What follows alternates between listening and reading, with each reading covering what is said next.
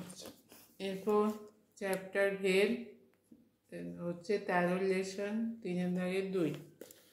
আমাদের স্কুলের প্রথম শ্রেণীর 24 জন শিশুর মধ্যে এক বাক্স সন্দেশ সমান ভাগে ভাগ করে দিলে প্রত্যেকে 5টা করে গোটা সন্দেশ পেল।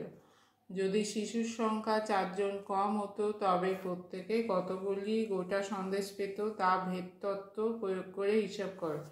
তাহলে দুটো চলরাশি আছে, শিশুর সংখ্যা এবং সন্দেশের প্রত্যেকে যে সন্দেশটা পাবে তার সংখ্যা। তাহলে প্রথমে হচ্ছে শিশুর সংখ্যা হচ্ছে এক্স, দুটো চলরাশি ধরে নিতে হবে এক্স, প্রত্যেকে সন্দেশ পাবে তার সংখ্যাটাও ধরে নিতে হবে ওয়াই, প্রত্যেকের সন্দেশের সংখ্যা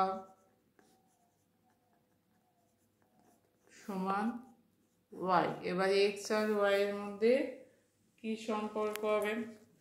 যদি একটি নির্দিষ্ট পরিমাণ সন্দেশ যদি শিশুর সংখ্যা বাড়ানো হয় তাহলে কি হবে, তার প্রত্যেকের ভাগে কম পড়বে।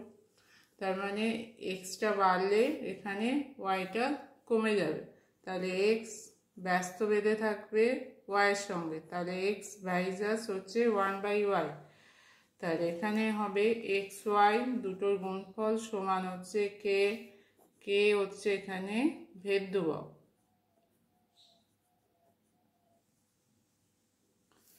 এবার কি বলেছে, প্রথমে দেয়া আছে 24 জন শিশু, তার মানে প্রথমে এক্স এর মান হচ্ছে 24, ওয়াই কত দেয়া আছে, ওয়াই হচ্ছে প্রত্যেকে 5টা করে গোটা সন্দেশ পেল, তাহলে প্রত্যেকের সন্দেশের সংখ্যা হচ্ছে ওয়াই, ওয়াই সমান এখানে 5, তাহলে 24 গুণিতক 5 সমান হচ্ছে কে, কে সমান হচ্ছে 120। তাহলে এখানে কে এর জায়গায় মান বসালে হবে এক্স ওয়াই সমান হচ্ছে 120। এবার বলেছে যে যদি শিশুর সংখ্যা 4 জন কম হতো তবে প্রত্যেকে কতগুলি গোটা সন্দেশ পাবে, মানে এক্স এর মান আগে কত ছিল 24, এখন হয়ে যাবে 24 - 4। তাহলে এখন যদি এক্স 24 - 4 হয় সমান 20 হয়, ওয়াই সমান কত, তাহলে 20 ওয়াই সমান হচ্ছে 120, ওয়াই সমান হবে 120/20 সমান 6। তাহলে অতএব প্রত্যেকে গোটা সন্দেশ পাবে 6টি করে, প্রত্যেকে 6টি করে গোটা সন্দেশ পাবে, প্রত্যেকে 6টি করে গোটা সন্দেশ পাবে।